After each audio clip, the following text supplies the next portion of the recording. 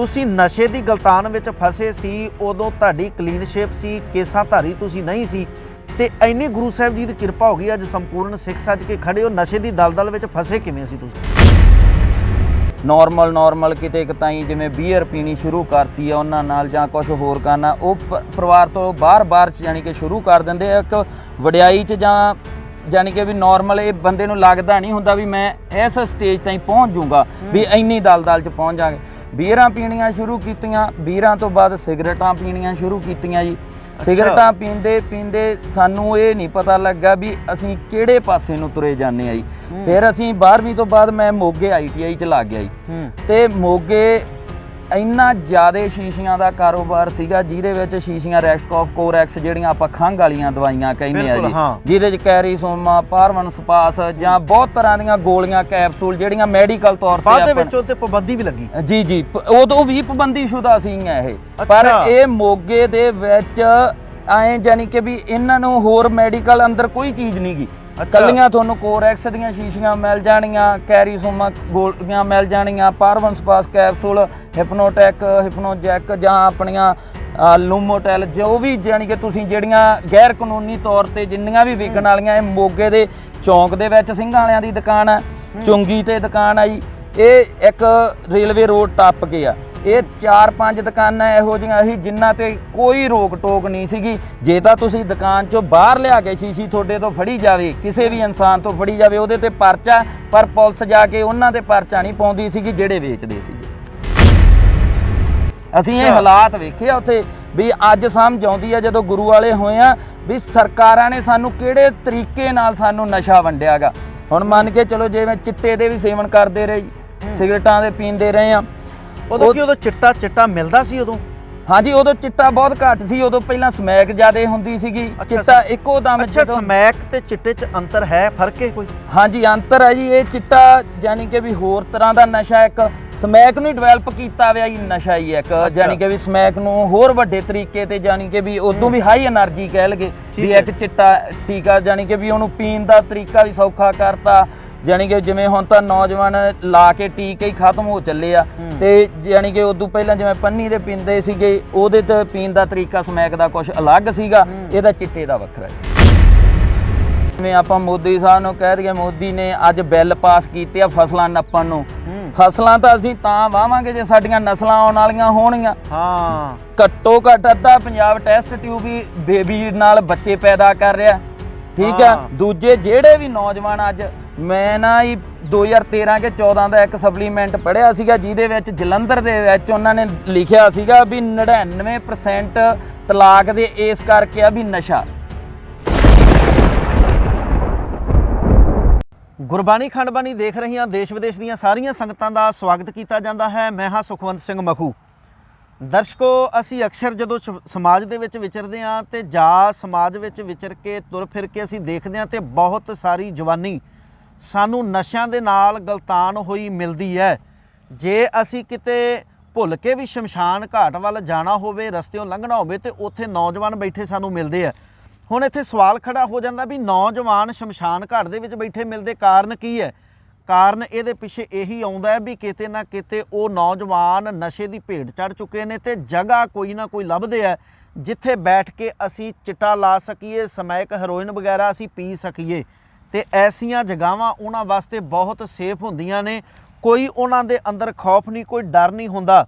ਜਿੱਥੇ ਮੁਰਦਿਆਂ ਨੂੰ ਸਾੜਿਆ ਜਾਂਦਾ ਹੈ, ਉਹਨਾਂ ਦਾ ਸੰਸਕਾਰ ਕੀਤਾ ਜਾਂਦਾ ਹੈ, ਤੇ ਅੱਜ ਦੀ ਨੌਜਵਾਨੀ ਉਸੇ ਜਗ੍ਹਾ ਦੇ ਉੱਪਰ ਬੈਠ ਕੇ ਹੀ ਚਿੱਟਾ ਪੀਂਦੀ ਹੈ, ਟੀਕੇ ਲਾਉਂਦੀ ਹੈ। ਐਸੀਆਂ ਤਸਵੀਰਾਂ ਵੀ ਸਾਨੂੰ ਵੇਖਣ ਦੇ ਵਿੱਚ ਮਿਲੀਆਂ ਤੇ ਆਮ ਹੀ ਸੋਸ਼ਲ ਮੀਡੀਆ ਦੇ ਉੱਪਰ ਵਾਇਰਲ ਹੋਈਆਂ ਨੇ। ਤੇ ਨਸ਼ਿਆਂ ਦੇ ਉੱਪਰ ਅਸੀਂ ਵਿਸ਼ੇਸ਼ ਗੱਲਬਾਤ ਕਰਾਂਗੇ। ਸਾਡੇ ਨਾਲ ਨੇ ਵੀਰ ਗੁਰਪ੍ਰੀਤ ਸਿੰਘ ਜਿਉਣਵਾਲਾ। ਇਹ ਵੀਰ ਵੀ ਪਹਿਲਾਂ ਨਸ਼ੇ ਦੀ ਦਲਦਲ ਵਿੱਚ ਫਸਿਆ ਸੀ, ਨਸ਼ੇ ਦੀ ਭੇਟ ਚੜ੍ਹ ਚੁੱਕਾ ਸੀ, ਪਰ ਗੁਰੂ ਸਾਹਿਬ ਜੀ ਦੀ ਕੈਸੀ ਬਖਸ਼ਿਸ਼ ਹੋਈ, ਅੱਜ ਸੰਪੂਰਨ ਸਿੰਘ ਸਜਿਆ ਹੋਇਆ। ਜਿੱਥੇ ਵੀ ਕੋਈ ਐਸਾ ਘਟਨਾਕ੍ਰਮ ਹੋ ਜਾਂਦਾ ਹੈ, ਜਿਸ ਤਰੀਕੇ ਦੇ ਨਾਲ ਕੋਟਕਪੂਰਾ ਭਾਣਾ ਵਾਪਰਿਆ, ਗੁਰੂ ਸਾਹਿਬ ਜੀ ਦੀ ਬੇਅਦਬੀ ਹੋਈ, ਬੁਰਜ ਜਵਾਹਰ ਸਿੰਘ ਵਾਲੇ ਤੋਂ ਗੁਰੂ ਸਾਹਿਬ ਦੇ ਪਾਵਨ ਸਰੂਪ ਚੋਰੀ ਹੋਏ, ਬਰਗਾੜੀ ਦੇ ਵਿੱਚ ਅੰਗ ਖਿਲਾਰੇ ਗਏ, ਉੱਥੇ ਵੀ ਵੀਰ ਤੱਤ ਭਰ ਰਿਹਾ, ਕਿਉਂਕਿ ਸਿੰਘ ਸਜ ਚੁੱਕਾ ਸੀ ਔਰ ਸ਼੍ਰੀ ਅਕਾਲ ਤਖਤ ਸਾਹਿਬ ਤੋਂ ਅੰਮ੍ਰਿਤਪਾਨ ਕਰਕੇ ਸੱਚੀ ਗੁਰੂ ਦੇ ਦਰਸਾਏ ਹੋਏ ਮਾਰਗ ਤੇ ਵੀਰ ਨੇ ਚੱਲਣ ਦਾ ਪ੍ਰਣ ਕੀਤਾ ਹੈ।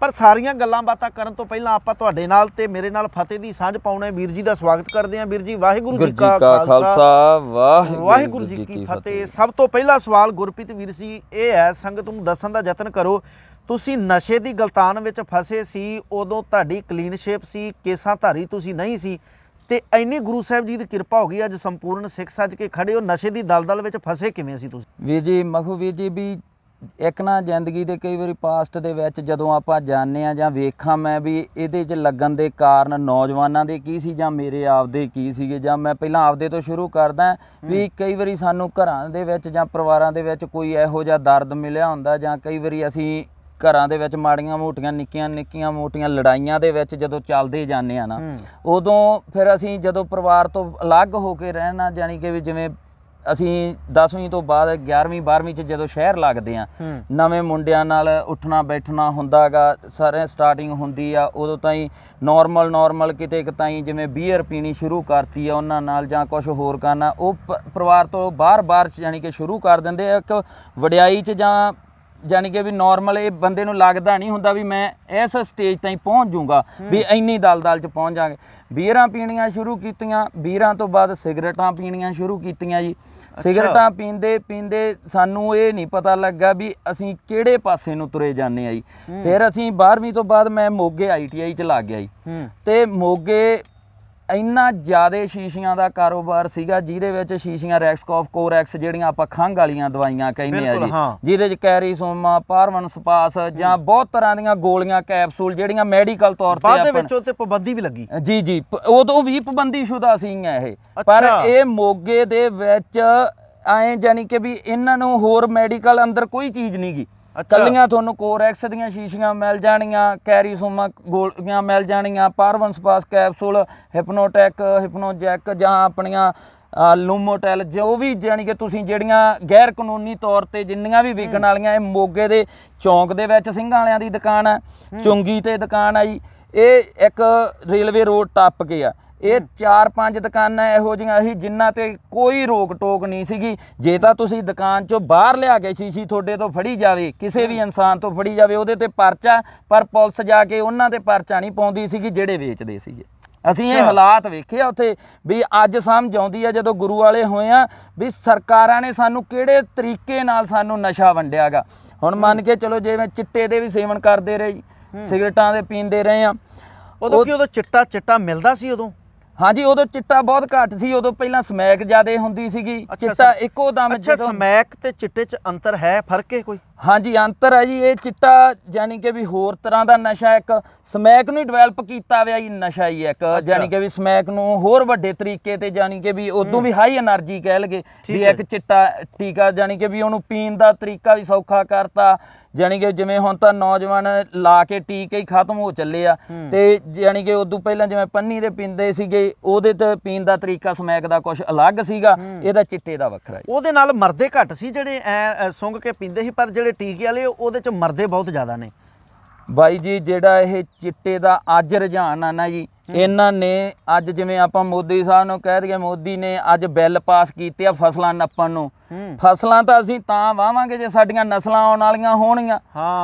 ਘੱਟੋ ਘੱਟ ਅੱਧਾ ਪੰਜਾਬ ਟੈਸਟ ਟਿਊਬ ਬੇਬੀ ਨਾਲ ਬੱਚੇ ਪੈਦਾ ਕਰ ਰਿਹਾ, ਠੀਕ ਆ। ਦੂਜੇ ਜਿਹੜੇ ਵੀ ਨੌਜਵਾਨ ਅੱਜ, ਮੈਂ ਨਾ ਜੀ 2013 ਕੇ 14 ਦਾ ਇੱਕ ਸਪਲੀਮੈਂਟ ਪੜ੍ਹਿਆ ਸੀਗਾ, ਜਿਹਦੇ ਵਿੱਚ ਜਲੰਧਰ ਦੇ ਵਿੱਚ ਉਹਨਾਂ ਨੇ ਲਿਖਿਆ ਸੀਗਾ ਵੀ 99% ਤਲਾਕ ਦੇ ਇਸ ਕਰਕੇ ਆ ਵੀ ਨਸ਼ਾ, ਨਸ਼ੇ ਦੇ ਕਾਰਨ ਕਰਕੇ ਇਹ ਤਲਾਕ ਡਿਵੋਰਸ ਹੋ ਰਹੇ ਆ। ਤੇ ਜਿਹੜੇ ਬੱਚਿਆਂ ਦੇ ਤਲਾਕ ਹੋ ਗਏ ਆ ਜਾਂ ਮੰਨ ਕੇ ਚਲੋ ਹੋਣ ਵਾਲੇ ਆ, ਅੱਜ ਜਿਹੜਾ ਮਾਂ ਪਿਓ ਆ, ਜਿਵੇਂ ਸਾਡੇ ਪਿੰਡ ਦੇ ਵਿੱਚ ਵੇਖਾਂਗਾ ਮੈਂ, ਬਹੁਤ ਨੌਜਵਾਨ ਇਹੋ ਜਿਹੇ ਆ, ਕਿਉਂਕਿ ਉਹਨਾਂ ਨੇ ਗੁਪਤੰਗਾਂ ਤੇ ਟੀਕੇ ਲਾਉਣੇ ਸ਼ੁਰੂ ਕੀਤੇ ਜੀ। ਉਹਨਾਂ ਦੇ ਸਰੀਰ ਲੱਕ ਖੜ ਗਏ ਆ, ਉਹਨਾਂ ਦੇ ਡੈਮੇਜ ਹੋ ਗਿਆ ਸਰੀਰ, ਉਹਨਾਂ ਨੂੰ ਨਾ ਤਾਂ ਅੱਜ ਮੰਨ ਕੇ ਚਲੋ ਕੋਈ ਵੀ ਕਿਰਿਆ ਆਪਦੀ ਸੋਧ ਨਹੀਂ ਸਕਦੇਗੇ। ਮੰਨ ਕੇ ਚਲੋ ਮਾਂ ਪਿਓ ਨੇ ਇਹ ਤਾਂ ਕੀ ਵੇਖਣਾ ਗਾ ਵੀ ਇਹਨਾਂ ਦਾ ਵਿਆਹ ਕਰਨਾ ਜਾਂ ਆਹ ਕਰਨਾ ਸੀਗਾ, ਉਹਨਾਂ ਨੂੰ ਬਚਾਉਣ ਦੀ ਇੱਕ ਵੱਡੀ ਫਿਕਰ ਆ। ਫਿਰ ਦੂਜੀ ਗੱਲ, ਮਾਂ ਪਿਓ ਜਿੰਨੇ ਵੀ ਅੱਜ ਮੈਂ ਮੁੰਡੇ ਆਪਦੇ ਪਿੰਡ 'ਚ ਵੇਖਣਾ, ਉਹਨਾਂ ਦਾ ਮਾਂ ਪਿਓ ਇਹ ਨਸ਼ਾ, ਇਹ ਨਹੀਂ ਆਂਦਾ ਵੀ ਤੁਸੀਂ ਨਸ਼ਾ ਛੱਡ ਦਿਓ, ਉਹ ਕਹਿੰਦੇ ਚਿੱਟਾ ਨਾ ਪੀਓ, ਜੇ ਤੁਹਾਨੂੰ ਫੀਮ ਚਾਹੀਦੀ ਫੀਮ ਲਿਆ ਦਿਆਂਗੇ, ਪੋਸਟ ਚਾਹੀਦਾ ਪੋਸਟ ਲਿਆ ਦਿਆਂਗੇ, ਗੋਲੀਆਂ ਜਾਂ ਚਿੱਟਾ ਨਾ ਤੁਸੀਂ ਪੀਓ, ਇੰਨੀ ਰਿਕੁਐਸਟ ਕਰਦੇ ਆ। ਕਿਉਂਕਿ ਹਰੇਕ ਮਾਂ ਪਿਓ ਇਹ ਚਾਹੁੰਦਾ, ਕਿਉਂਕਿ ਸਾਦੇ ਨਸ਼ੇ ਸੀਗੇ ਜੀ, ਇਹ ਫੀਮ ਸੀ ਜਾਂ ਪੋਸਟ ਸੀ, ਸਾਡੇ ਮਾਂ ਪਿਓ ਦਾਦੇ ਪੜਦਾਦੇ ਖਾਂਦੇ ਰਹੇ ਪਹਿਲਾਂ, ਮੰਨ ਕੇ ਚਲੋ ਉਹਨਾਂ ਦੇ ਵਿੱਚ ਜਾਂ ਆਪਦੇ ਪਿੰਡ ਦੇ ਵਿੱਚ ਕਦੇ ਵੀ ਇਹ ਗੱਲ ਨਹੀਂ ਵੇਖੀ ਸੀਗੀ ਵੀ ਨਸ਼ੇ ਦੇ ਪਿੱਛੇ, ਪੋਸਟ ਦੇ ਪਿੱਛੇ ਜਾਂ ਫੀਮ ਦੇ ਪਿੱਛੇ ਅੱਜ ਕੋਈ ਲੜਦਾ ਫਿਰਦਾਗਾ, ਹਨਾ। ਕੋਈ ਕਿਸੇ ਨੂੰ ਮਾੜਾ ਚੰਗਾ ਨਹੀਂ ਬੋਲਦਾ ਸੀ, ਸਾਰੇ ਕੰਮ ਕਰਦੇ ਸੀ। ਫਿਰ ਮੰਨ ਕੇ ਚਲੋ ਕਿਸੇ ਤੋਂ ਮੁੱਕ ਜਾਂਦਾ ਸੀਗਾ ਤੇ ਅਗਲਾ ਮੰਗ ਲਿਆਉਂਦਾ ਸੀਗਾ, ਦੂਜੇ ਨਹੀਂ ਤੀਜੇ ਘਰੇ। ਹੁਣ ਅੱਜ ਸਰਕਾਰਾਂ ਨੇ ਚਿੱਟਾ ਲਿਆਉਣ ਵਾਸਤੇ ਫੀਮ ਵੀ ਬੰਦ ਕੀਤੀ ਵੀ ਆ, ਮਹਿੰਗੀ ਕਰਤੀ ਇੱਥੇ ਪੰਜਾਬ ਦੇ ਵਿੱਚ, ਪੋਸਟ ਮਹਿੰਗਾ ਕਰਦਾ, ਸਪਲਾਈਆਂ ਰੋਕਤੀਆਂ, ਚਿੱਟੇ ਦਾ ਐਡਾ ਵੱਡਾ ਨੈਟਵਰਕ ਬਣਾਤਾ। ਮੈਂ ਹੁਣ ਜੇਲ੍ਹ ਦੇ ਵਿੱਚ ਜਿੰਨਾ ਕਨਸੈਪਟ ਵੇਖਿਆ ਜੀ, ਸਾਰੀ ਡੀਲਿੰਗ ਜੇਲ੍ਹ ਦੇ ਵਿੱਚੋਂ ਹੁੰਦੀ ਆ। ਅੱਛਾ, ਇਹ ਵੀ ਕਲੀਅਰ ਕਰ ਦਿਓ, ਸੰਗਤ ਦੇ ਵਿੱਚ ਡਾਊਟ ਨਾ ਰਵੇ ਵੀ ਤੁਸੀਂ ਜੇਲ੍ਹ ਕਿਸ ਕਰਕੇ ਗਏ ਹੋ। ਨਸ਼ੇ ਕਰਕੇ ਗਏ ਜੋ, ਧਰਮ ਦੀ ਖਾਤਰ ਗਏ ਜੀ? ਨਹੀਂ, ਮੈਂ ਧਰਮ ਦੀ ਖਾਤਰ ਗਿਆ। ਮੈਂ ਜਦੋਂ ਆਪਣਾ ਪ੍ਰੋਟੈਸਟ ਹੋਇਆ ਬਗਰਾੜੀ ਵਾਲਾ, ਜਾਂ ਉਦੋਂ ਬਾਅਦ ਬਗਰਾੜੀ ਕਾਂਡ ਤੋਂ ਬਾਅਦ, ਉਦੋਂ ਬਾਅਦ 2017 ਦੇ ਵਿੱਚ ਸਾਡੇ ਤੇ ਪਰਚੇ ਪਾਤੇ ਜੀ UAPA ਦੇ। ਉਹਦੇ ਕਰਕੇ ਸਾਨੂੰ ਜੇਲ੍ਹ 'ਚ ਜਾਣਾ ਪਿਆ। ਤੇ ਜੇਲ੍ਹ ਦੇ ਵਿੱਚ ਇੱਕ ਹੋਰ ਗੱਲਾਂ ਵੇਖੀਆਂ, ਜਿਹੜੀਆਂ ਪੁਲਿਸ ਪ੍ਰਸ਼ਾਸਨ ਆ, ਜਾਂ ਜੇਲ੍ਹ ਦਾ ਹੋਵੇ ਜਾਂ ਬਾਹਰ ਦਾ ਹੋਵੇ, ਇਹ ਸਾਰੀਆਂ ਰਲੀਆਂ ਮਿਲੀਆਂ ਇਹਨਾਂ ਦੀਆਂ ਗੱਲਾਂ ਹੀ। ਮੰਨ ਕੇ ਚਲੋ ਬਾਰਡਰ ਦੇ ਬੰਦੇ, ਜਿਹੜੇ ਫੌਜੀ ਬਾਰਡਰ ਤੇ ਲੱਗੇ ਹੋਏ ਤੈਨਾਤ ਆ, ਜਿਹੜੇ ਬੰਦੇ ਨਗਾਉਂਦੇ ਆ, ਇੱਕ ਰਾਹੁਲ ਨਾਇਕ ਸੀਗਾ 200 ਕਿਲੋ ਦੇ ਵਿੱਚ ਫੜਿਆ ਹੋਇਆ, 200 ਕਿਲੋ ਹੈਰੋਇਨ ਦੇ ਵਿੱਚ। ਉਹ ਬਾਰਡਰ ਤੇ ਐਕਸਪਰਟ ਆ ਚਲਾਉਣ ਦਾ, ਡਰੋਨ ਚਲਾਉਣ ਦਾ। ਜੇ ਸਾਡੀ ਫੌਜ ਇੱਥੋਂ ਤਾਈਂ ਕੰਮ ਕਰ ਰਹੀ ਆ, ਬਹੁਤ ਜ਼ਿਆਦਾ ਫੌਜੀ ਅੱਜ ਸਜ਼ਾਵਾਂ ਭੁਗਤ ਰਹੇ ਆ। ਇਹ ਤਾਂ ਇੱਕਾ ਦੁੱਕਾ ਫੌਜੀ ਆ ਜਿਹੜੇ ਫੜੇ ਜਾਂਦੇ ਆ, ਤੇ ਜਿਹੜਾ ਨਿਰਾ ਸਮਾਨ ਲੰਘੀ ਜਾਂਦਾਗਾ, ਜਿਹੜਾ ਪੰਜਾਬ ਦੇ ਵਿੱਚ ਆ ਕੇ ਵਰਤੀ ਜਾਂਦਾ ਜਾਂ ਵਿਕੀ ਜਾਂਦਾਗਾ, ਉਹਦੀ ਤਾਂ ਗਿਆਨ ਹੀ ਨਹੀਂ ਆ। ਹੁਣ ਮੰਨ ਕੇ ਚਲੋ, ਜਿਹੜੇ ਇਹਨਾਂ ਨੇ ਕਿਹਾ, ਕੈਪਟਨ ਸਾਹਿਬ ਨੇ ਸਹੁੰ ਖਾ ਲਈ ਗੁੜਕਾ ਸਾਹਿਬ ਫੜ ਕੇ ਵੀ ਮੈਂ 1 ਹਫ਼ਤੇ ਦੇ ਵਿੱਚ ਨਸ਼ਾ ਖਤਮ ਕਰੂੰਗਾ। ਮੈਂ ਇਹਨਾਂ ਨੂੰ ਚੈਲੰਜ, ਅੱਜ ਤਾਂ ਚੈਲੰਜ ਹੀ ਕੀ ਕਰਨਾ, ਇਹਨਾਂ ਦੀ ਤਾਂ ਆਪਦੀ ਡੁੱਬ ਗਈ ਹਨਾ। ਧੋਬੀ ਪਟੜਾ ਸਤਿਗੁਰਾਂ ਨੇ ਇਹਨਾਂ ਦਾ ਤਾਂ ਲਵਾਤਾ। ਨਸ਼ਾ ਤਾਂ ਚਲੋ ਗੁਰੂ ਦੀ ਕਿਰਪਾ ਹੋਵੇ ਪੰਜਾਬ 'ਚ ਕਿਤੇ ਨਾ ਕਿਤੇ ਬੰਦ ਹੋ ਹੀ ਜਾਊਗਾ, ਪਰ ਜਿਹੜੀ ਇਹਨਾਂ ਦੀਆਂ ਕਾਰਜਕਾਰੀਆਂ, ਇਹ ਕੀ ਕਰਦੇ ਆ, ਗੁੜਕਾ ਸਾਹਿਬ ਦੀ ਸਹੁੰ ਖਾਧੀ। ਸਹੁੰ ਖਾਣ ਤੋਂ ਬਾਅਦ ਜਦੋਂ ਇਹਨਾਂ ਨੇ ਸ਼ੁਰੂ ਕੀਤਾ, ਮੈਂ ਇਹਨਾਂ ਨੂੰ ਇੱਕੋ ਚੈਲੰਜ ਕਰਨਾ ਚਾਹੁੰਦਾ ਵੀ ਇਹ ਇੱਕ ਜੇਲ੍ਹ 'ਚੋਂ ਬੰਦ ਕਰ ਦੇਣ, ਇੱਕ ਜੇਲ੍ਹ 'ਚੋਂ ਬੰਦ ਕਰ ਦੇਣ। ਕਿਉਂਕਿ ਇਹਨਾਂ ਨੂੰ, ਸਰਕਾਰਾਂ ਨੂੰ ਪੈਸਾ, ਚਿੱਟੇ ਦੀ ਆਮਦਨ ਰੱਖ ਲਓ ਜਾਂ ਸ਼ਰਾਬਾਂ ਦੀ। ਅੱਜ ਸਾਡੀ ਵਿੱਦਿਆ ਮਾਰਤੀ, ਸਕੂਲਾਂ ਤੇ ਕਾਲਜਾਂ ਤੋਂ ਬੱਚੇ ਬੰਦ ਕਰਤੇ, ਯੂਨੀਵਰਸਿਟੀਆਂ ਬੰਦ ਕਰਤੀਆਂ। ਠੇਕਿਆਂ ਨੂੰ ਖੋਲ੍ਹਣ ਦੇ ਪਿੱਛੇ ਸਰਕਾਰਾਂ ਲੜਦੀਆਂ ਫਿਰਦੀਆਂ ਵੀ ਠੇਕੇ ਖੋਲ੍ਹ ਕੇ ਅਸੀਂ ਪੈਸਾ ਕਿਵੇਂ ਬਣਾਈਏ।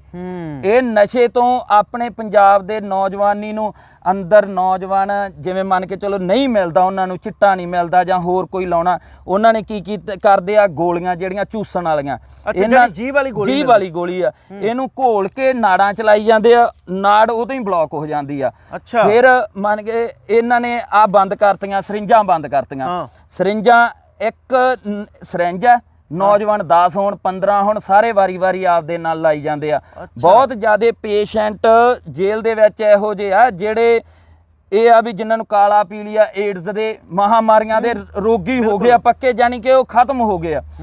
ਵੇਖੋ, ਉਹ ਨਾ ਤਾਂ ਸਰੀਰਕ ਸੰਬੰਧਾਂ ਜੋਗੇ ਰਹਿਣਾ ਉਹਨਾਂ ਨੇ, ਆਉਣ ਵਾਲੇ ਸਮੇਂ 'ਚ ਵਿਆਹ ਕਰਾਉਣ ਦੇ ਯੋਗ ਨਹੀਂਗੇ ਕਿਸੇ ਵੀ, ਉਹ ਨਾ ਤਾਂ ਕੋਈ ਕੰਮ ਕਰ ਸਕਣਗੇ। ਜਿਹੜਾ ਇੱਕ ਤਾਂ ਨਸ਼ਾ ਸੀਗਾ ਪਾਕਿਸਤਾਨ ਵਾਲਾ, ਜਿਹੜਾ ਉਧਰੋਂ ਸਮਗਲ ਕਰਕੇ ਆਉਂਦਾ ਸੀ, ਇੱਕ ਨਸ਼ਾ ਇਹ ਸਰਕਾਰਾਂ ਨੇ ਤੋਹਫਾ ਦਿੱਤਾ ਕੈਮੀਕਲ ਦਾ, ਜਿਹੜਾ ਦਿੱਲੀੋਂ ਤਿਆਰ ਕਰਕੇ ਪੰਜਾਬ ਦੇ ਵਿੱਚ ਧੱਕਿਆ ਜਾ ਰਿਹਾ। ਤੇ ਉਹਨਾਂ ਨੂੰ ਵੇਖ ਕੇ, ਜਾਣੀ ਕਿ ਜਿੰਨੇ ਅੱਜ ਮੈਂ ਨੌਜਵਾਨ ਪਿੰਡਾਂ ਦੇ ਵਿੱਚ ਵੇਖਾਂਗਾ, ਉਹਦੇ 'ਚ ਮੈਨੂੰ ਇਹ ਲੱਗਦਾਗਾ ਵੀ ਉਹਨਾਂ ਨੂੰ ਇੰਨੀ ਕੁ ਮੱਤ ਮਾਰੀ ਗਈ ਆ ਵੀ ਉਹ ਮਾਂ ਪਿਓ ਦੇ ਕੁੱਟਣ ਤਾਈਂ ਜਾਂਦੇ ਆ ਵੀ ਸਾਨੂੰ ਜੇ ਪੈਸੇ ਦੇਂਗਾ ਤਾਂ ਠੀਕ ਆ, ਨਹੀਂ ਤੇਰੀ ਜਾਨ ਵੀ ਲੈ ਸਕਦੇ ਆ ਅਸੀਂ। ਬਹੁਤ ਐਸੀਆਂ ਖਬਰਾਂ ਗੁਰਪ੍ਰੀਤ ਵੀਰ ਜੀ ਆਈਆਂ ਜਿਨ੍ਹਾਂ ਬੱਚਿਆਂ ਨੇ ਆਪਣੇ ਮਾਪਿਆਂ ਨੂੰ ਮੌਤ ਦੇ ਘਾਟ ਉਤਾਰ ਦਿੱਤਾ, ਪੈਸੇ ਨਹੀਂ ਮਿਲੇ, ਸਿਰਫ ਨਸ਼ਾ ਕਰਨ ਦੀ ਖਾਤਰ। ਨਸ਼ਾ ਕਰਨ ਦੀ ਖਾਤਰ ਮਾਪਿਆਂ ਨੂੰ ਮੌਤ ਦੇ ਘਾਟ ਉਤਾਰ ਦਿੱਤਾ। ਵੀ ਇੰਨੇ ਹੀ ਉਤਾਵਲੇ ਹੋ ਜਾਂਦੇ ਆ, ਇੰਨੀ ਨਸ਼ੇ ਦੇ ਵਿੱਚ ਕੋਈ ਕੈਮੀਕਲ ਪਾਏਗਾ ਵੀ ਬੰਦਾ ਜੀ ਨਹੀਂ ਸਕਦਾ, ਰਹਿ ਹੀ ਨਹੀਂ ਸਕਦਾ। ਇਹਨਾਂ ਦੇ ਚਿੱਟੇ ਦਾ ਤਾਂ ਪੀਤਾ ਤਾਂ ਮੈਂ ਵੀ ਆ ਵੀਰ ਜੀ ਇਦੋਂ ਪਹਿਲਾਂ, ਹਨਾ, ਪਰ ਉਹ ਚਿੱਟਾ ਜਾਂ ਤਾਂ ਹੈ ਹੀ ਕੋਈ ਵੱਖਰੀ ਕਿਸਮ ਦਾ ਸੀ, ਇਹ ਚਿੱਟਾ ਵੱਖਰਾ।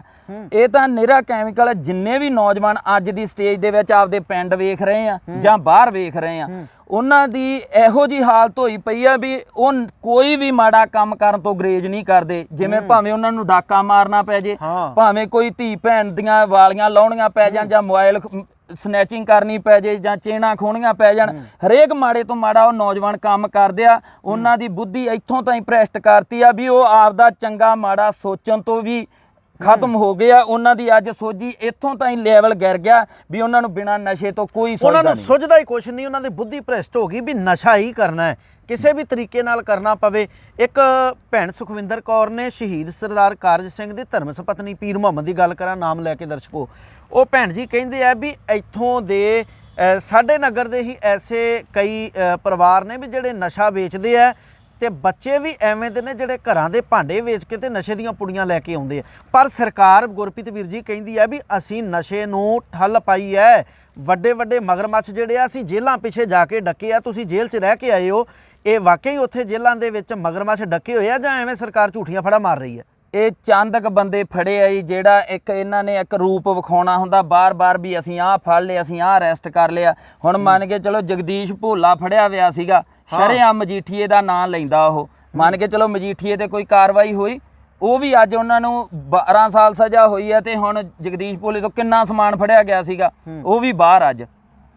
ਠੀਕ ਹੈ ਜੀ, ਇਹਨਾਂ ਨੇ ਕੁਛ ਨਹੀਂ ਸਰਕਾਰਾਂ ਨੇ ਕਰਨਾ। ਇਹ ਪੰਜਾਬ ਨੂੰ ਬਹੁਤ ਵੱਡੀ ਤਬਾਹੀ ਵੱਲ ਧੱਕਣ ਦਾ ਵੀ, ਕਿਉਂਕਿ ਜਿਹੜਾ ਇੱਕ ਸਿੱਖ ਆ ਜਾਂ ਪੰਜਾਬ ਦੇ ਵਿੱਚ ਅਸੀਂ ਮੰਨ ਸਕਦੇ ਹਾਂ ਇਹ ਇਹੋ ਜਿਹੀ ਕੌਮ ਆ ਜਿਹੜੀ ਆਪਦੇ ਹੱਕ ਸੱਚ ਲਈ ਤਤਪਰ ਰਹਿੰਦੀ ਆ ਲੜਨ ਵਾਸਤੇ। ਤੁਹਾਡੀ ਪੜ੍ਹਾਈ ਨੂੰ ਮਾਰਿਆ ਗਿਆ, 2 ਸਾਲਾਂ ਦੇ ਵਿੱਚ ਨੌਜਵਾਨ ਸਾਡੇ ਜਾਂ ਬੱਚੇ ਸਾਡੇ ਅੱਜ ਖਤਮ ਹੋ ਗਏ ਆ, ਕਿਉਂਕਿ ਉਹਨਾਂ ਦੀਆਂ ਪੜ੍ਹਾਈਆਂ ਜਿਹੜੀਆਂ ਘਰੇ ਖੇਡਦੇ ਫਿਰਦੇ ਰਹੋ ਮੋਬਾਈਲਾਂ ਤੇ ਆਨਲਾਈਨ ਪੜ੍ਹਾਈ ਬਿਲਕੁਲ ਜ਼ੀਰੋ ਉਹਨਾਂ ਨੂੰ ਸਟੂਡੈਂਟ ਤੌਰ ਤੇ ਕਰ ਦਿੱਤਾ ਗਿਆ।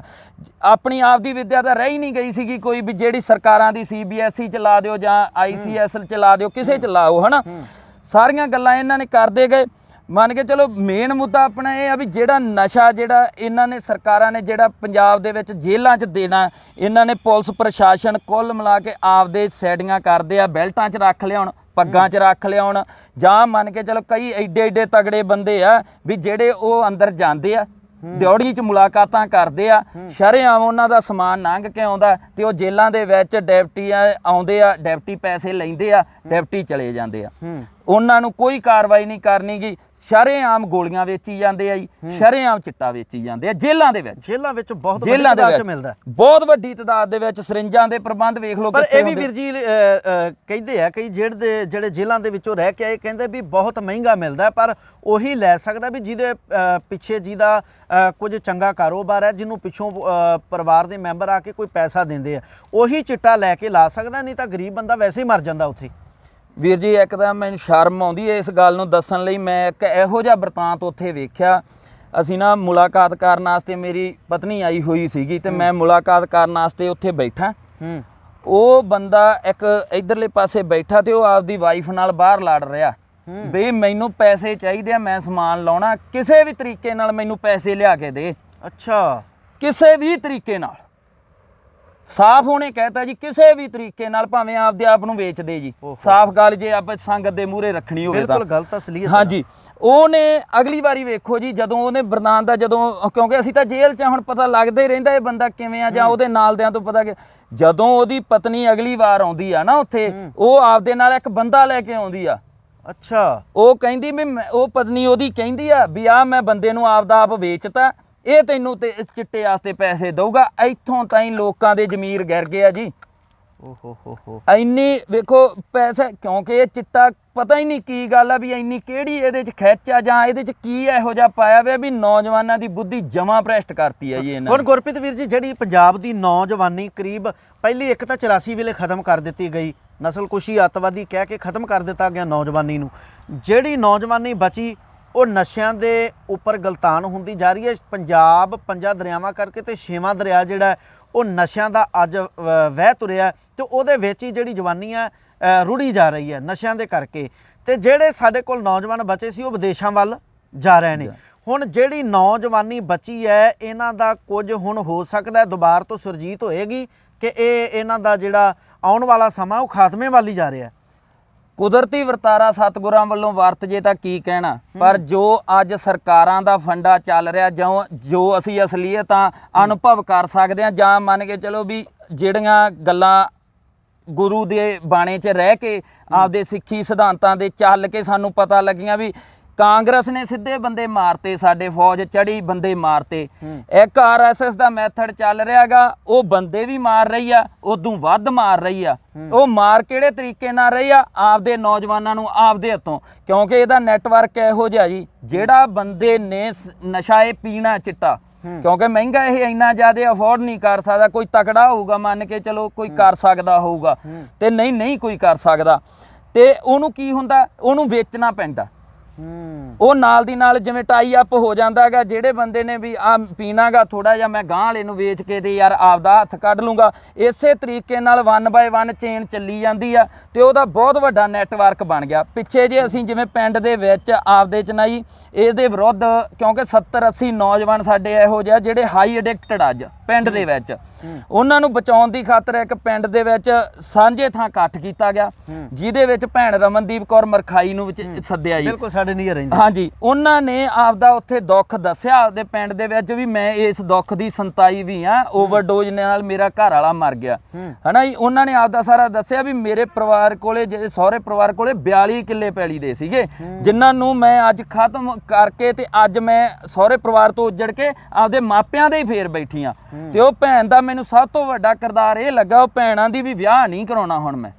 ਮੇਰਾ ਸੰਘਰਸ਼ ਚਿੱਟੇ ਦੇ ਵਿਰੁੱਧ ਚੱਲਦਾ ਰਹੂਗਾ ਤੇ ਮੈਂ ਆਪਦੇ ਬੱਚੇ ਪਾਲਣੇ ਆ।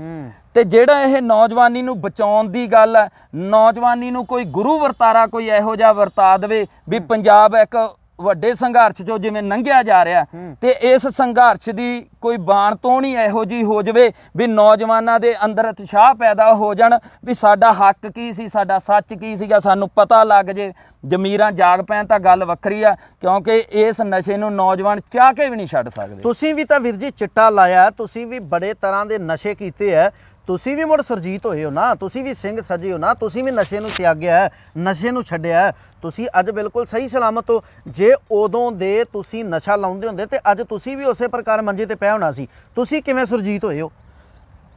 ਇਹ ਤਾਂ ਸਤਿਗੁਰੂ ਦੀ, ਜਿਵੇਂ ਮੈਂ ਆਪ ਜੀ ਨੂੰ ਕਹਿ ਚੁੱਕਿਆ ਨਾ ਵੀ ਕਲਾ ਵਰਤਦੀ ਆ ਬਾਈ ਯਾਰ। ਇੱਕ ਵੱਖਰਾ ਇੱਕ ਹੁੰਦਾ, ਮੈਂ ਨਾ ਜਦੋਂ ਰਾਤ ਨੂੰ ਤਕਰੀਬਨ ਹੁਣ ਜਦੋਂ 2015 ਤੋਂ ਪਹਿਲਾਂ, ਜਦੋਂ ਅੰਮ੍ਰਿਤਧਾਰੀ ਹੋਣ ਤੋਂ ਪਹਿਲਾਂ ਹੀ ਇੱਕ ਇਹੋ ਜਿਹਾ ਸਮਾਂ ਵਰਤਦਾ ਸੀਗਾ ਵੀ ਉਹਦੇ 'ਚ ਕੀ ਹੁੰਦਾ ਸੀਗਾ ਵੀ ਮੈਂ ਰਾਤ ਨੂੰ 1-2 ਵਜੇ ਉੱਠ ਖੜਨਾ, ਟੋਟ ਲੱਗਣੀ, ਕਿਉਂਕਿ ਰਾਤ ਨੂੰ ਦਾਰੂ ਦੀ ਬੋਤਲ ਮੈਂ ਭਾਵੇਂ ਦੇਸੀ ਸੰਤਰਾ ਦੀ ਹੁੰਦੀ ਸੀ, ਭਾਵੇਂ ਉਹ ਰਾਇਲ ਸਟੈਗ ਦੀ ਹੁੰਦੀ, ਮੈਂ ਪੂਰੀ ਪੀ ਕੇ ਪੈਂਦਾ ਸੀਗਾ ਜੀ। ਅੱਛਾ, ਵੇਖੋ ਉਹਦੇ 'ਚ ਸਾਰੀ ਪੀ ਕੇ ਤੇ 2 ਵਜੇ ਮੈਨੂੰ ਜਾਗ ਆ ਜਾਂਦੀ ਸੀ ਤੇ ਟੋਟ ਲੱਗਣ ਲੱਗ ਪੈਂਦੀ ਸੀਗੀ ਰਾਤ ਤੋਂ। ਹਾਂਜੀ, ਤੇ ਉਹਦੇ 'ਚ ਮੇਰਾ ਇੱਕ ਕੁਦਰਤ ਵੱਲੋਂ ਜਿਹੜਾ ਵਰਤਾਰਾ ਵਰਤ ਰਿਹਾ ਸੀਗਾ, ਉਸ ਸਮੇਂ ਤਾਂ ਪਤਾ ਨਹੀਂ ਲੱਗਦਾ ਸੀ, ਅੱਜ ਪਤਾ ਲੱਗਿਆ ਉਸ ਚੀਜ਼ ਦਾ। ਤੇ ਮੈਂ ਟੀਵੀ ਔਨ ਕਰ ਲਿਆ ਕਰਨਾ ਜੀ, ਟੀਵੀ ਔਨ ਕਰਨਾ ਤੇ ਮੈਂ ਗੁਰਬਾਣੀ ਲਾ ਕੇ ਹਰਮੰਦਰ ਸਾਹਿਬ ਤੋਂ ਤੇ ਸੁਣਨ ਲੱਗ ਪਿਆ ਕਰਨਾ ਜੀ। ਜਦੋਂ ਸੁਣਨ ਲੱਗ ਪਿਆ ਕਰਨਾ ਤੇ ਮੇਰੇ ਨਾ ਜਿਵੇਂ ਪੈਰ ਟੀਵੀ ਵੱਲ ਨੂੰ ਹੁੰਦੇ ਸੀਗੇ, ਤੇ ਮੈਂ ਆਟੋਮੈਟਿਕ ਹੀ ਘੁੰਮ ਕੇ ਸਿਰ ਟੀਵੀ ਵੱਲ ਨੂੰ ਕਰ ਲਿਆ ਕਰਨਾ, ਤੇ ਮੈਂ ਆਰਾਮ ਨਾਲ ਸੌਂ ਜਾ ਕਰਨਾ। ਮੈਨੂੰ ਨਾ ਚੈਨ ਜਿਹਾ ਆਇਆ 2-3 ਦਿਨ ਲਗਾਤਾਰ, ਮੈਂ ਜਦੋਂ ਕੀਰਤਨ ਸਰਵਣ ਕੀਤਾ, ਸ਼ਾਂਤੀ ਮਿਲੀ ਅੰਦਰ, ਤੇ ਮੈਨੂੰ ਸਰੀਰ ਵੀ ਮੇਰੇ 'ਚ ਤਾਕਤ ਆਉਂਦੀ ਰਹੀ ਜੀ ਉਸ ਚੀਜ਼ ਨਾਲ। ਇਹ ਇੱਕ ਦਿਨ ਅਚਾਨਕ ਆਈ, ਫੇਰ ਇੱਕ ਦਿਨ ਵਰਤਾਰਾ ਵਰਤਿਆ, ਤੇ ਉਸ ਦਿਨ ਮੈਂ ਜਾਣੀ ਕਿ ਵੀ ਮਾਨਸਿਕ ਤੌਰ ਤੇ ਇੰਨਾ ਕੁ ਟੁੱਟਿਆ ਵਿਆ ਹੋਇਆ ਸਮਝਦਾ ਸੀਗਾ ਵੀ ਮੇਰੇ ਨਾ ਚੁਬਾਰੇ ਦੇ ਵਿੱਚ ਫੋਟੋ ਲੱਗੀ ਆ ਗੁਰੂ ਨਾਨਕ ਪਾਤਸ਼ਾਹ ਤੇ ਗੁਰੂ ਗੋਬਿੰਦ ਸਿੰਘ ਜੀ ਮਹਾਰਾਜ ਦੀ। ਮੈਂ 2-2:30 ਦਾ ਟਾਈਮ ਹੋਊਗਾ, ਮੈਂ ਉੱਠਿਆ, ਹੱਥ ਜੋੜੇ, ਬੈੱਡ ਤੋਂ ਖੜਾ ਹੋ ਗਿਆ ਵੀ ਮਾਲਕਾ ਵੀ ਜਾਂ ਆਪਦਾ ਬਣਾ ਲਾ ਤੇ ਜਾਂ ਸਾਡੀ ਜਾਨ ਨਿਕਲ ਜੇ। ਵੀ ਇੰਨੇ ਅਸੀਂ ਤੰਗ ਆ ਵੀ ਨਾ ਤਾਂ ਅਸੀਂ ਪਰਿਵਾਰ ਜੋਗੇ ਆ, ਨਾ ਅਸੀਂ ਸੰਸਾਰ ਜੋਗੇ ਆ, ਨਾ ਆਪਦੇ ਆਪ ਲਈ ਆ ਕੁਛ ਵੀ ਕਰ ਸਕਦੇ। ਉਸ ਦਿਨ ਇਹੋ ਜਿਹਾ ਵਰਤਾਰਾ ਵਰਤਿਆ ਤੇ ਸਤਿਗੁਰਾਂ ਦੀ ਉਹ ਤੁਗ ਮੈਨੂੰ ਯਾਦ ਆ ਜਾਂਦੀ ਬਾਣੀ ਦੀ, ਬਾਬੀਹਾ ਅੰਮ੍ਰਿਤ ਵੇਲੇ ਬੋਲਿਆ ਤਾਂ ਦਰ ਸੁਣੀ ਪੁਕਾਰ। ਤੇ ਉਹ ਸੱਚ ਹੋਈ ਜੀ ਉਸ ਦਿਨ। ਉਸੇ ਦਿਨ ਮੈਂ ਉੱਠ ਕੇ ਨਿਤਾ ਪ੍ਰਤੀ, ਜਿਵੇਂ ਮੈਂ ਹਰ ਰੋਜ਼ ਜਾਣਾ, ਮੈਂ ਆਪਦੇ ਪਿੰਡ ਦੇ ਵਿੱਚ ਚਾਚਾ ਜੀ ਆ ਮੇਰੇ, ਉਹਨਾਂ ਦੇ ਘਰੇ ਗਿਆ, ਪੀਣ ਗਿਆ ਮੈਂ ਚਿਲਮ। ਅੱਛਾ, ਨੋਟ ਕਰਿਓ ਤੁਸੀਂ, ਵੇਖੋ ਮੈਂ ਅੱਗੇ ਵੀ ਸੁਨੇਹਾ ਮੇਰਾ ਨੌਜਵਾਨਾਂ ਨੂੰ ਮੈਂ ਦੇ ਦਿਆਂ, ਦੁਨੀਆ ਸੁਣ ਰਹੀ ਹੈ ਤੁਹਾਨੂੰ। ਗਿਆ ਜੀ ਉੱਥੇ, ਅਸੀਂ ਇੱਕ ਮੇਰਾ ਨਾਲ ਹੀ ਦੋਸਤ ਸੀਗਾ, ਅਸੀਂ ਇਕੱਠੇ ਹੀ ਉੱਥੇ ਸਿਗਰਟਾਂ ਬੀੜੀਆਂ ਸਾਰੇ ਪੀਂਦੇ ਸੀਗੇ। ਅਸੀਂ ਬੈਠੇ ਹਾਂ ਉੱਥੇ, ਮੈਂ ਕਿਹਾ ਯਾਰ ਵੀ ਮੈਂ ਬਹੁਤ ਔਖਾ ਯਾਰ ਵੀ ਮੈਂ ਅੰਮ੍ਰਿਤ ਛਕਣਾਗਾ। ਮੇਰੇ ਮਨ 'ਚ ਨਾ ਮੈਂ ਗੁਰੂ ਮੂਹਰੇ ਅੱਜ ਅਰਦਾਸ ਵੀ ਕੀਤੀ ਆ ਵੀ ਬਹੁਤ ਔਖੇ ਆ ਯਾਰ, ਐਂ ਜ਼ਿੰਦਗੀ 'ਚ ਕਿੰਨਾ ਕੁ ਚਿਰ ਰਵਾਂਗੇ ਯਾਰ, ਨਾ ਆਪਾਂ ਘਰ ਜੋਗੇ ਨਾ ਕਾਸੇ ਜੋਗੇ ਵੀ ਨਹੀਂ, ਕਿ ਖਤਮ ਹੋ ਗਿਆ। ਚਲੋ ਉਹ ਜਿਵੇਂ ਉਤਸ਼ਾਹ ਮਿਲਣਾ ਹੁੰਦਾ ਉਹ ਵੀਰਾਂ ਦਾ, ਯਾਰ ਮੈਂ ਵੀ ਛਕਣਾ। ਅਸੀਂ ਨਾ ਜੀ ਇੱਕੋ ਦਮ ਚੈਲਮ ਭੁੱਲ ਗਈ ਸਾਨੂੰ, ਜਾਂ ਸਿਗਰਟਾਂ ਬੀੜੀਆਂ ਦਾ ਨਸ਼ੇ ਕਰਨ ਦਾ ਤਾਂ ਚੇਤਾ ਹੀ ਭੁੱਲ ਗਿਆ ਸਾਨੂੰ ਅਚਾਨਕ। ਅਸੀਂ ਕੀ ਕੀਤਾ ਵੀ ਉਹ ਚਾਚੇ ਨੂੰ, ਚਾਚਾ ਦਾ ਯਾਰ ਬਹੁਤ ਵਧੀਆ ਗੱਲ ਆ, ਜੇ ਤੁਸੀਂ ਸੁਧਰ ਜਾਓ ਤਾਂ ਯਾਰ ਮੈਨੂੰ ਵੀ ਜਿਹੜੇ ਦਾਗ ਲੱਗਦੇ ਆ ਮੈਂ ਵੀ ਬਾਜੂਗਾ। ਚਲੋ ਅਸੀਂ ਨਾ ਜੀ ਉੱਥੋਂ ਉੱਠੇ, ਉਸ ਮੁੰਡੇ ਦੇ ਘਰੇ ਚਲੇ ਗਏ। ਉਹਦੇ ਘਰੇ ਜਾ ਕੇ ਉਹਦੀ ਮਾਤਾ ਨੂੰ ਆਖਿਆ ਵੀ ਮਾਤਾ ਜੀ ਵੀ ਅਸੀਂ ਅੰਮ੍ਰਿਤ ਛਕਣ ਜਾਣਾ, ਤੇ ਜਿਵੇਂ ਆਪਣੇ ਪਰਿਵਾਰ ਡਰਦੇ ਹੁੰਦੇ ਆ ਵੀ ਤੁਹਾਡੇ ਤੋਂ ਨਿਭਣਾ ਨਹੀਂਗਾ, ਤੁਸੀਂ ਦੋਸ਼ੀ ਹੋ ਜਾਓਗੇ ਜਾਂ ਹਨਾ ਵੀ ਵਿਚਾਰਾਂ ਚੱਲ ਪਈਆਂ ਉੱਥੇ। ਫਿਰ ਮੈਂ ਹੁਣ ਬਾਈ ਨੂੰ ਆਖਿਆ, ਮੈਂ ਕਿਹਾ ਯਾਰ ਹੁਣ ਰੱਖਣ ਵਾਲਾ ਫਿਰ ਮਾਲਕ ਆ, ਵੀ ਜੇ ਹੁਣ ਜਿਹਨੇ ਅੰਮ੍ਰਿਤ ਛਕਾਉਣਾ ਉਹ ਆਪੇ ਰੱਖ ਲੂਗਾ, ਵੀ ਚੱਲ ਗਏ ਆਪਾਂ। ਚਲੋ ਮੈਂ ਘਰੇ ਤਿਆਰ ਹੋਣ ਨੂੰ ਆ ਗਿਆ ਜੀ। ਘਰੇ ਜਦੋਂ ਮੈਂ ਆਇਆ ਨਾ ਤੇ ਮੇਰੇ ਪਿਤਾ ਜੀ ਬਿਜਲੀ ਬੋਰਡ ਦੇ ਵਿੱਚ ਜੇਈ ਜੌਬ ਕਰਦੇ ਸੀਗੇ ਉਸ ਸਮੇਂ, ਤੇ ਰਿਟਾਇਰ ਹੋਏ ਵੇ ਆ, ਸੌਰੀ ਰਿਟਾਇਰ ਹੋ ਚੁੱਕੇ ਸੀਗੇ ਜੇਈ ਦੀ ਪੋਸਟ ਤੋਂ ਹੀ। ਤੇ ਜਦੋਂ ਮੈਂ ਉਹਨਾਂ ਨੂੰ ਜਾ ਕੇ ਦੱਸਿਆ ਨਾ, ਤੇ ਮੈਂ ਕਿਹਾ ਵੀ ਡੈਡੀ ਯਾਰ ਪੈਸੇ ਦੇ, ਵੀ ਮੈਂ ਅੰਮ੍ਰਿਤ ਛਕਣ ਜਾਣਾ। ਉਹਨਾਂ ਨੇ ਵੇਖੋ ਤੁਸੀਂ, ਕਿਉਂਕਿ ਮਾਂ ਪਿਓ ਨੇ ਤਾਂ ਕਹਿਣਾ, ਉਹ ਕਹਿੰਦਾ ਯਾਰ ਬਹਾਨਾ ਦਾ ਕੋਈ ਹੋਰ ਮਾਰ ਲਾ, ਪੈਸੇ ਲੈ ਕੇ ਜਾਣੇ ਆ, ਤੂੰ ਗੁਰੂ ਵਾਲੀ ਗੱਲ ਕਾਹਤੋਂ ਲਿਆਉਣਾ ਵਿੱਚ, ਵੀ ਇਹ ਇੰਨਾ ਮਾੜਾ ਨਾ ਹੋ, ਹਾਂ ਵੀ ਇਹ ਨਾ ਕਰ ਤੂੰ। ਕਿਉਂਕਿ ਮੇਰੇ ਡੈਡੀ ਅਕਸਰ ਹੀ ਮੈਨੂੰ ਨਾ, ਜਿਵੇਂ ਉਹ ਕਹਿ ਦਿੰਦੇ ਹੁੰਦੇ ਪੋਸਟ ਫੀਮ ਜਾਂ ਸ਼ਰਾਬ ਪੀਣੀ ਆ ਘਰੇ ਬਹਿ ਕੇ ਪੀ ਲਾ, ਪਰ ਆ ਜਿਹੜਾ ਤੰਬਾਕੂ ਜਾਂ ਹੋਰ ਗੰਦੇ ਨਸ਼ੇ ਵਰਤਦਾ ਨਾ ਇਹ ਛੱਡ ਦੇ। ਉਹ ਨਾ ਮੇਰੇ ਕਿਤੇ ਨਾ ਕਿਤੇ, ਕਿਉਂਕਿ ਮੇਰੇ ਮਾਤਾ ਪਿਤਾ ਵੀ ਅੰਮ੍ਰਿਤਧਾਰੀ ਸੀਗੇ, ਤੇ ਚਲੋ ਉਹ ਗੱਲ ਹੁੰਦੀ ਗਈ। ਉਸ ਤੋਂ ਬਾਅਦ ਨਾ ਜਦੋਂ ਉਹਨਾਂ ਨੂੰ ਮੈਂ ਕਿਹਾ ਨਹੀਂ ਡੈਡੀ ਯਾਰ ਮੈਂ ਜਾਣਾ ਹੀ ਜਾਣਾ ਯਾਰ, ਮੈਂ ਅੰਮ੍ਰਿਤ ਹੀ ਛਕਣ ਜਾਣਾ, ਪੈਸੇ ਦਿਓ। ਹਾਂਜੀ ਪੈਸੇ ਦਿਓ। ਉਹ ਨਾ ਵੀ ਜਾਣੀ ਕਿ ਜੱਕਾਂ ਤੱਕ, ਜਿਵੇਂ ਵੀ ਮੇਰੀ ਵਾਈਫ ਨਾਲ ਗੱਲ ਕੀਤੀ ਉਹਨਾਂ ਨੇ, ਮੇਰੇ ਮਾਤਾ ਜੀ ਹਨਾ, ਤੇ ਉਹ ਗੱਲ ਕਰਦੇ ਕਰਦੇ ਤੇ ਉਹਨਾਂ ਨੇ ਮੈਨੂੰ 5000 ਰੁਪਈਆ ਦੇਤਾ। 5000 ਦੇਤਾ? ਹਾਂਜੀ। ਵੀ ਮੈਂ ਕਿਹਾ ਵੀ ਕਕਾਰ ਲੈਣੇ, ਹੁਣ ਆਪਾਂ ਨੂੰ ਤਾਂ ਪਤਾ ਹੀ ਨਹੀਂ ਸੀ ਕਕਾਰ ਕਿੰਨੇ ਦੇ ਆਉਂਦੇ ਆ ਜਾਂ ਕੀ ਸਿਸਟਮ ਹੋਊਗਾ। ਲੈ ਲਿਆ ਜੀ। ਅਸੀਂ ਕੀ ਕੀਤਾ, ਕਿਉਂਕਿ 5000 ਤਾਂ ਹੀ ਜ਼ਿਆਦਾ ਲਿਆ ਸੀ ਨਾ, ਵਿੱਚੋਂ ਕੁਝ ਨਸ਼ਾ ਵੀ ਕਰਨਾ ਸੀਗਾ। ਅੱਛਾ। ਹਾਂਜੀ। ਅਸੀਂ ਕੀ ਕੀਤਾ, ਅਸੀਂ ਚਿੱਟਾ ਲਿਆ ਜੀ। ਅਸੀਂ 23/1/2015 ਨੂੰ ਉਸ ਦਿਨ ਤੁਰੇ ਆ ਜੀ ਘਰੋਂ। ਅੱਛਾ, ਤਰੀਕ ਵੀ ਤੁਹਾਨੂੰ ਨੋਟ? ਹਾਂਜੀ, 23/1/2015 ਨੂੰ ਅਸੀਂ ਘਰੋਂ ਤੁਰ ਪਏ ਆ ਜੀ। 5 ਜਾਣੇ ਘਰੋਂ ਤੁਰੇ ਆ, 2 ਮੁੰਡੇ ਸੀ, 2 ਸਿੰਘ ਅਸੀਂ ਜਿਨ੍ਹਾਂ ਨੇ ਅੰਮ੍ਰਿਤਧਾਰੀ ਹੋਣਾ ਸੀ, 2 ਇੱਕ ਚਾਚੇ ਦਾ ਮੁੰਡਾ, ਤੇ ਇੱਕ ਪਿੰਡ ਚੋਂ ਸਿੰਘ ਵੀ ਮੁੰਡਾ ਵੀਰ ਮੋਨਾ ਹੀ।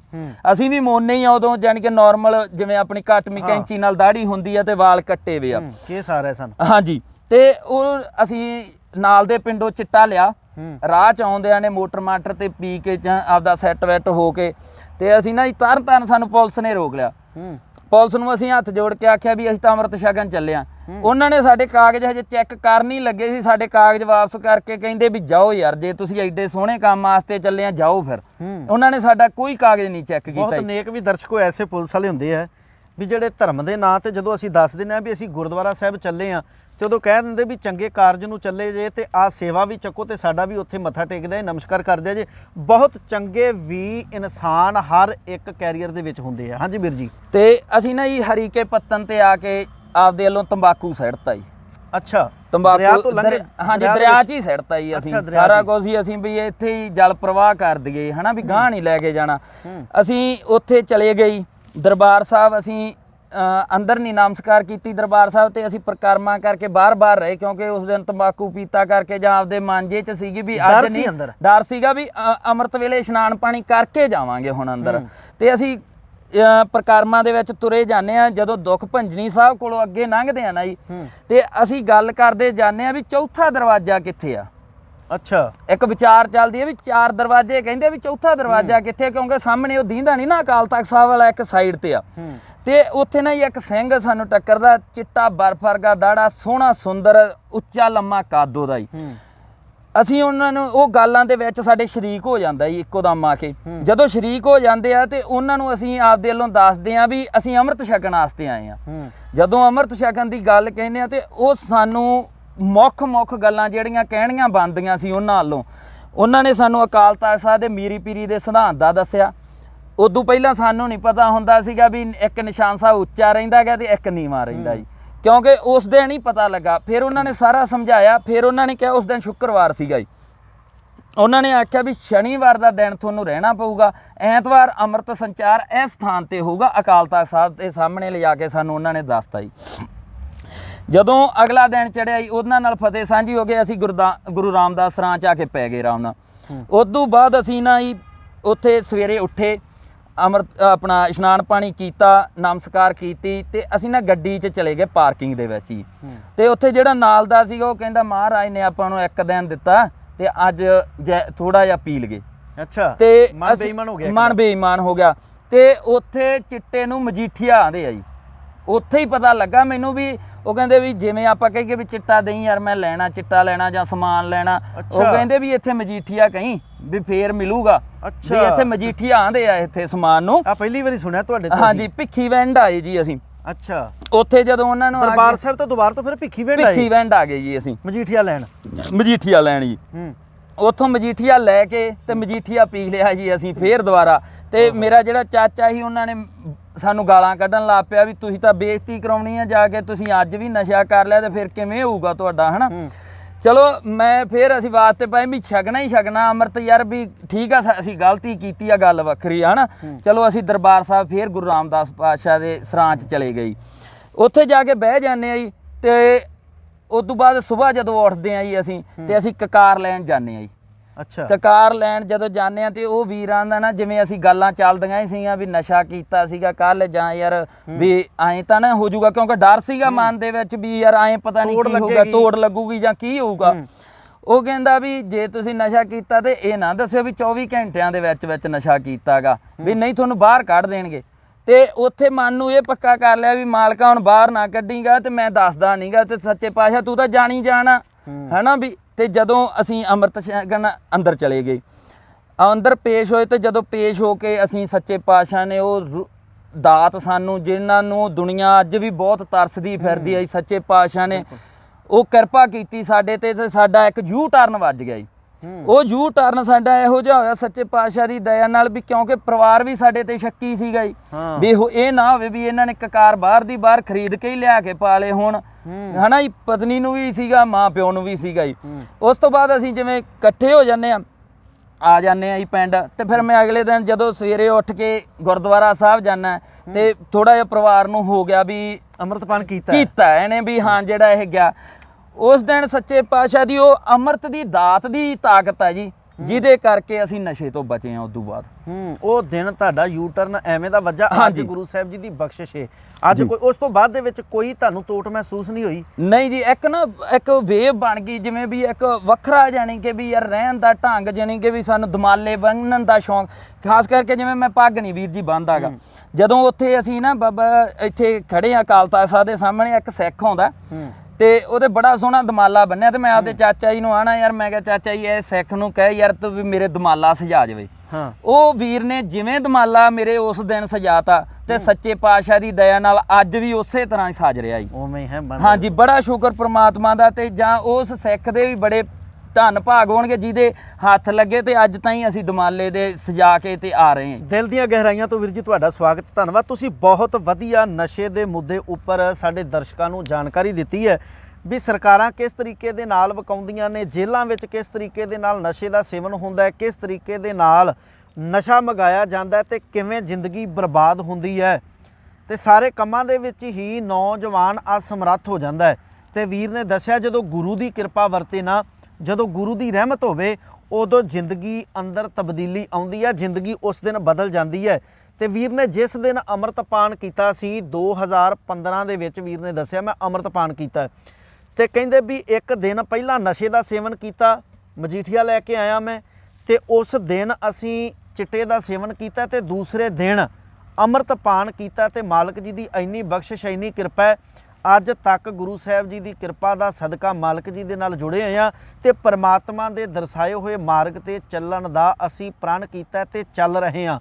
ਤੇ ਗੁਰੂ ਸਾਹਿਬ ਜੀ ਦੇ ਸਿਧਾਂਤ ਮੁਤਾਬਕ ਚੱਲਦਿਆਂ ਹੋਇਆਂ ਹੀ ਬਰਗਾੜੀ ਮੋਰਚਾ ਜਦੋਂ ਲੱਗਦਾ, ਤੇ ਉਸ ਤੋਂ ਬਾਅਦ ਦੇ ਵਿੱਚ ਵੀਰ ਦੇ ਉੱਪਰ UAPA ਲਾ ਕੇ ਤੇ ਅੰਦਰ ਸੁੱਟ ਦਿੱਤਾ ਜਾਂਦਾ ਹੈ। ਤਰ੍ਹਾਂ ਤਰ੍ਹਾਂ ਦੇ ਜਿਹੜੇ ਕੇਸ ਪਾ ਦਿੱਤੇ ਜਾਂਦੇ ਆ। ਹੁਣ ਕੁਝ ਕੁ ਹੀ ਮਹੀਨੇ ਹੋਏ ਨੇ, ਕਰੀਬ 5 ਤੋਂ 6 ਮਹੀਨੇ ਹੋਏ ਵੀਰ ਨੂੰ ਜੇਲ੍ਹ ਚੋਂ ਬਾਹਰ ਆਏ ਨੂੰ, ਪਰ ਵੀਰ ਨੇ ਸਾਡੇ ਚੈਨਲ ਤੇ ਗੱਲਬਾਤ ਕੀਤੀ, ਆਪਣਾ ਰਾਬਤਾ ਕਾਇਮ ਕੀਤਾ ਵੀ ਮੈਂ ਆਪਣਾ ਪੱਖ ਰੱਖਣਾ ਚਾਹੁੰਦਾ, ਤੇ ਵੀਰ ਨੇ ਆਪਣਾ ਪੱਖ ਦਰਸ਼ਕੋ ਬਹੁਤ ਵਧੀਆ ਰੱਖਿਆ। ਤੇ ਜਿਹੜਾ ਤੁਸੀਂ ਇਹਨਾਂ ਦਾ ਪੱਖ ਧਿਆਨ ਦੇ ਨਾਲ ਸ਼ਰਵਣ ਕੀਤਾ, ਜਿਹੜੀ ਇਹਦੀ ਵੀਰ ਦੀ ਜ਼ਿੰਦਗੀ ਅੰਦਰ ਕੋਈ ਚੰਗਾ ਗੁਣ ਆਇਆ, ਤੁਹਾਨੂੰ ਚੰਗੇ ਗੁਣ ਦਿਸਿਆ, ਤੇ ਕਿਰਪਾ ਕਰਕੇ ਨੌਜਵਾਨੋ ਉਹ ਗੁਣ ਤੁਸੀਂ ਵੀ ਅੰਦਰ ਧਾਰਨ ਕਰਿਆ ਜੇ। ਪ੍ਰਣ ਕਰੋ, ਨਸ਼ੇ ਨੂੰ ਤਿਆਗੋ, ਤੇ ਸਿਹਤਯਾਬ ਹੋ ਕੇ ਆਪਣੇ ਪਰਿਵਾਰ ਵਾਸਤੇ, ਆਪਣੇ ਵਾਸਤੇ, ਸਮਾਜ ਵਾਸਤੇ ਕੁਝ ਨਾ ਕੁਝ ਕਰਨ ਦਾ ਹੀਲਾ ਕਰੋ। ਨਹੀਂ ਤਾਂ 4 ਦਿਨਾਂ ਦੀ ਮਿਲੀ ਹੋਈ ਜ਼ਿੰਦਗੀ ਇਸੇ ਪ੍ਰਕਾਰ ਹੀ ਤੁਸੀਂ ਆਪਣੀ ਗਲਤਾਨ ਕਰਕੇ ਤੇ ਜ਼ਿੰਦਗੀ ਤੋਂ ਰੁਖਸਤ ਹੋ ਜਾਓਗੇ, ਜ਼ਿੰਦਗੀ ਤੋਂ ਨਸ਼ੇ ਦੀ ਭੇਂਟ ਚੜ੍ਹ ਜਾਓਗੇ, ਕਹਿ ਲਵਾਂ ਵੀ ਤੁਹਾਡੀ ਜ਼ਿੰਦਗੀ ਦੇ ਅੰਦਰ ਕੋਈ ਵੀ ਚੰਗਾ ਨੇਕ ਕੰਮ ਨਹੀਂ ਹੋ ਸਕੇਗਾ ਜਿੰਨਾ ਚਿਰ ਤੁਸੀਂ ਨਸ਼ੇ ਨੂੰ ਤਿਆਗਦੇ ਨਹੀਂ। ਨਸ਼ੇ ਨੂੰ ਤਿਆਗਣ ਦੀ ਲੋੜ ਹੈ ਤੇ ਸਮਾਜ ਵਾਸਤੇ ਕੁਝ ਸਿਰਜਣ ਦੀ ਲੋੜ ਹੈ। ਅੱਜ ਸਾਨੂੰ ਇਸ ਕਨਸੈਪਟ ਤੇ ਕੰਮ ਕਰਨਾ ਚਾਹੀਦਾ। ਕਿਸੇ ਨਵੇਂ ਮੁੱਦੇ ਤੋਂ ਦੁਬਾਰਾ ਫਿਰ ਤੁਹਾਡੀ ਸੇਵਾ ਵਿੱਚ ਹਾਜ਼ਰ ਹੋਣਾ। ਹੁਣ ਤਦ ਤੱਕ ਲਈ ਦਿਓ ਇਜਾਜ਼ਤ, ਫਤਿਹ ਦੀ ਸਾਂਝ ਪਾਉਣਾ ਜੀ। ਵਾਹਿਗੁਰੂ ਜੀ ਕਾ ਖਾਲਸਾ, ਵਾਹਿਗੁਰੂ ਜੀ ਕੀ ਫਤਿਹ।